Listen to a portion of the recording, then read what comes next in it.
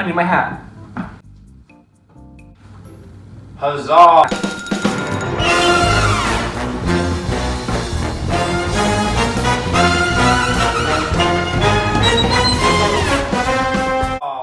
Hello everyone, welcome back to the Bryer Patch. It's called the Bryer Patch because my name's Bryer. Hi, I'm Bryer. You can call me Bryer. Wow.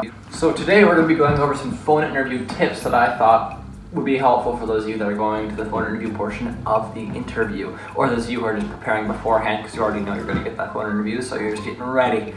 So proud of you. And I am so genuinely proud of every single one of you that are getting into the stage. It takes a lot to be able to get here, so the fact that you're here, that's awesome. And let me just tell you, they already love you so far. Everything you put down on your application, when you put on WEI, they love everything about you. So there's no need to change who you are. Stay yourself. They love you so far. So some of you out there may have people that don't want you to do this program or trying to hold you back from being able to do it. But let me just say to you, I'm so proud of you, even if they aren't. If you want to follow your dreams, this is your dream to do, go for it. I believe in you 100%. You're going to do great. And guess what? You're almost there already. You only have a little bit more before you're even there. Look. Look over there. Zoom in. Zoom in again. The Disney... That's not Disney Castle. That's Big Yoshi. The Disney Castle. Look. There it is. Oh, wow. You'll be there soon. Can you believe it? All you have to do is pass this phone interview. Huh. So yes, today we're going to be running over some tips that really helped me in my phone interview, and they might help you too. So I thought I'd just give you some tips and tricks. No, let's see how it goes. So when you are doing the phone interview, you're going to want to make sure you have all your stuff printed out on a piece of paper. That was louder than I expected. That's going to be what your top roles are, everything that you had interest in from the first part of the application that told you to make sure you have written down. All of that stuff, have it written down. That way, in case like they ask you a basic question, and they go, "So you're attending blah blah blah university, right?" You're not going to be sitting there going, Oh, yeah? Because I almost did that same exact thing when I was there. They went, "You're going to blah, blah, blah college, right?" And I went, looked down at paper. Yes. That way, so when they do throw you those random curveballs, you're able to regain your balance and you're able to start up again. So another tip that I'll give to you is you're going to want to start preparing beforehand. There's going to be a lot of people on the internet that have done DCP interviews before, and they've recorded them and put them onto YouTube. Now, me personally, I didn't actually record mine. I wish I did because mine was fun for mine to remember. What you're going to want to do with these videos that you do see is you're going to want to take some of the questions that you find and you're going to be able to write them down so you can start answering them yourself, but without the interviewer there, so you can start preparing yourself.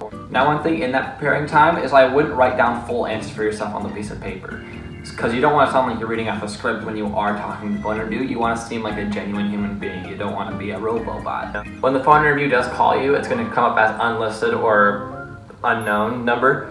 But that's fine, it's going to be the phone interview. As long as you have your scheduled time, they're going to call any time between 15 minutes before or 15 minutes after your scheduled time. Normally, they pretty good, you get on time a lot. So that's another thing, make sure that you're prepared, but like in the 30-minute time frame that it can be in. 15 minutes before or 15 minutes after, just be prepared for a phone call at any one of those times. For me, I think she was about 10 minutes late when she called me, but then again, apparently I had given her a wrong number at first, and she went with the backup number. I made her call a French person apparently, which was pretty entertaining, but another thing with that is that I would make sure you stay engaged with your interviewer. Most of them are really excited to call you, so you want to give that same energy back to them. For me, my phone interview was Heidi. Big shout out to Heidi. She's the best. I don't know why I pointed up. She's not dead. She's in Orlando.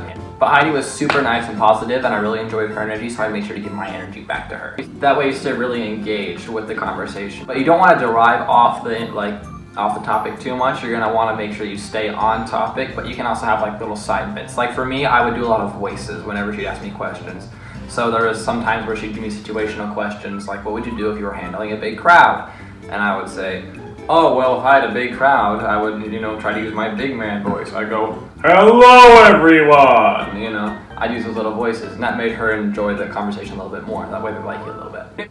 Even if your interviewer does seem like the big weenie meanie, don't think that he or she is not enjoying the conversation. It could be that she's just having a bad day that day, but she might still be enjoying the conversation.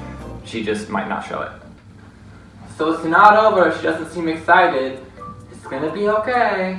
Also, one thing that I'd say is make the interviewer feel good. Like, make them laugh, make them smile, find ways that you can do that. That way the conversation is just easier flowing. And then you're more comfortable because they're more comfortable. And everyone's just having a good time, Another way you can do that is by remembering their name. And one thing that I did is I had written down her name right as she told me at the beginning. She went, "Hi, this is Heidi from the Disney College program." And I went, "Hello, Heidi," as I was writing down Heidi on my piece of paper. So that way I could remember it in the interview at the end and in the middle when it remember I had to use her name. But again, if they are super bubbly and they're super nice and like they're able to go on any conversation tangent, try to stay on topic.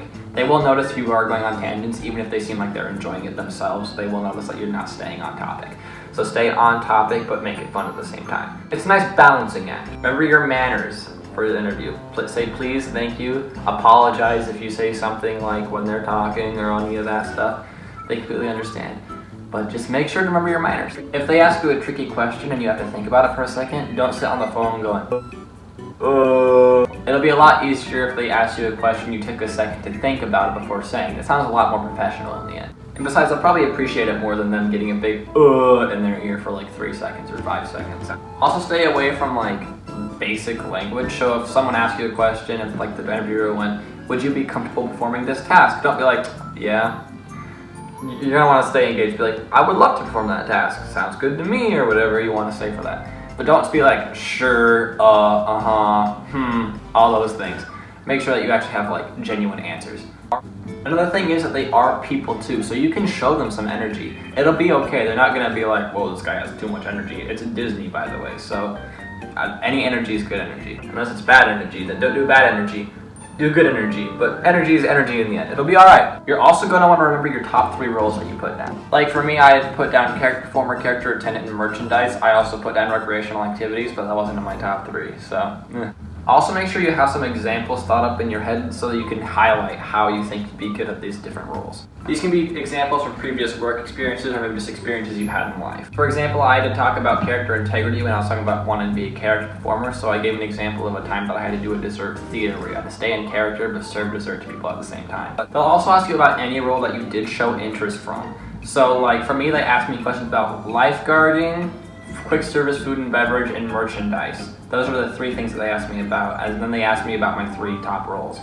But yeah, they can ask you about anything, and I put low interest in quick service food and beverage and lifeguarding. One thing that I really noticed in the interview process was that the beginning is always going to be about like basic information, just making sure that all the information is correct. Then it'll ask you kind of yes or no questions for like the first bit, and then it's going to throw you into some scenario questions. These can be things like if you were a character attendant, what would you say if Goofy had to go back into the back? How would you explain that he had to go back to the back if a child had been waiting in a line? Or it could be like, how would you break the news to a kid that they're not tall enough to ride Space Mountain even though they feel like they are? These are some of the things that you start preparing beforehand, but also don't write out the full sentence. Like I said, make sure you have small bullet points so you seem genuine when you're answering. You're never going to want to use full sentences when you are writing down your answers. Do bullet points, so that way you can get your mind refreshed, but also you seem genuine when you are answering it. This entire interview is also going to be one of the major points when you are going to sell yourself to these interviewees. So again, make sure to highlight anything that you think is unique to you and you think that you can really bring to the table to these people. You're not going to hire like one person because they're like the rest. They'll hire somebody because they feel like they can actually bring something. In the interview, make sure that you are original with your answers as well. They're not going to want to hear the same exact response from every single person, because one thing I did notice in the phone interview when I was watching different videos is a lot of people were using the same exact answers for a lot of the questions.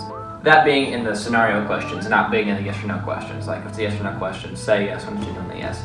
But if like a scenario, don't use the same exact excuse for everything. And do remember that if you do need to take a second to breathe or pause and take a second, center yourself, that's completely okay, they understand. A lot of these interviewers have been in this Disney college program themselves and they remember having that interview and they remember how stressful it was on them. So they'll completely understand where you're at. Also remember that you're going to do great as long as you stay true to yourself. Don't put on a character for the interview. You want to be yourself because you want yourself to be highlighted, because you don't want to get on the job and then being like, this person is nothing like they seemed on the phone. Another tip that helps some people, but it didn't really help myself because I just wore regular clothes. Some people do put on like actual business clothes because it makes them feel more like scholarly, as one might say. For me, I think I had a button-down t-shirt and some shorts because I was going to volunteer after the interview. But you can wear whatever you want. I think my friend Benji wore pajamas, so you can wear what you want, whatever you're comfortable in, it'll be alright by them. They're not gonna see you.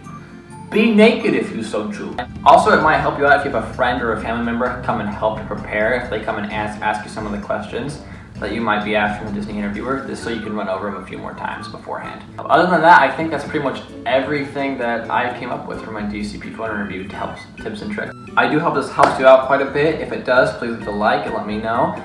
I thank you so much for watching today. I hope you have such a good day. You're the best. I wish you best of luck on an interview. I'm so proud of you. Hopefully I'll see you in Disney World. And, see you later. great big beautiful tomorrow.